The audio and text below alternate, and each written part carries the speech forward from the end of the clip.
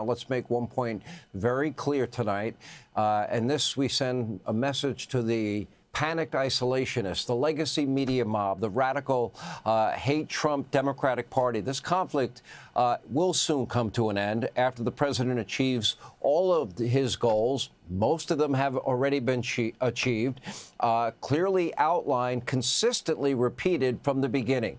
The first goal, Iran will not have a nuclear weapon, and now they will not have one as a result of the president's promise. Here is the scary part that you rarely hear on other networks. The world's #1 state sponsor of terror was just 7 to 11 days away from reaching weapons-grade enrichment. That's for 11 nuclear weapons. In negotiations with Steve Witkoff, the regime stated that it was their God-given right to build a nuclear weapon. Well, now their nuclear facilities, their top nuclear scientists, their nuclear capability, their missiles, their missile launchers, their missile factories, they're all being obliterated. Most of them are gone. The imminent nuclear threat has been absolved thanks to the president and the brave men and women in our military. To top it off, by the way, they have taken out Iran's Navy, Air Force, Air Defense, military chain of command, and have been wiped out. One obvious goal is the 60% enriched uranium. That cannot end up in the wrong hands, which would be an existential threat to the U.S. and to the world.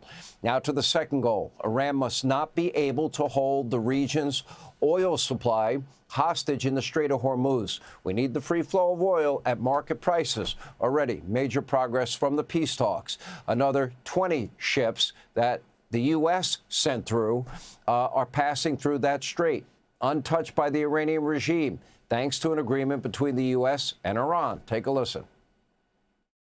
Agreed to send 8 boats 2 days ago, and then they added another 2, so it was 10 boats. And now today they gave us as a tribute, I don't know, I can't define it exactly, but they gave us, I think out of a sign of respect, 20 boats of oil, big boats of oil, going through the Hormuz Strait. And that's taking place starting tomorrow morning. Over the next couple of days, a lot of boats. And I would only say that we're doing extremely well in that negotiation, but you never know with Iran because we negotiate with them and then we always have to blow them up. Now, these are specific tankers that the U.S. has approval to send through. They have not touched those. Now, this likely means 2 things. One, whoever the U.S. is negotiating with from Iran's fractured leadership has real decision-making power. 2, Iran is open to negotiations, although they won't admit it publicly, which means that a negotiated settlement is, in fact, possible tonight. The ball, obviously, is in their court. On Truth Social, the president posted the following message, quote, and if I was them, I'd pay attention. The U.S. is in serious discussions with a new and more reasonable regime to end our military operations in Iran. Great progress has been made, but if for any reason a deal is not shortly reached, which it probably will, and if the Strait of Hormuz is not immediately open for business, we will conclude our lovely stay in Iran by blowing up and completely obliterating all of their electric generating plants, oil wells, and Karg Island, and possibly all desalinization plants, which we have purposely not yet touched. This will be in retribution for our many soldiers and others that Iran has butchered and killed over the old regime's 47-year reign of terror. Now, in the coming days, Iran will be forced to make another decision.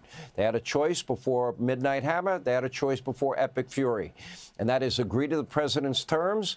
That means hand over the enriched uranium. That means open the Strait of Hormuz or be bombed into the Stone Age, while losing the ability to export any oil, make money for their country and fellow countrymen and women. Now, of course, regime change would be great, which kind of already happened now that we're at the 4th and 5th tier of leadership, but that was never the objective of Operation Epic Fury.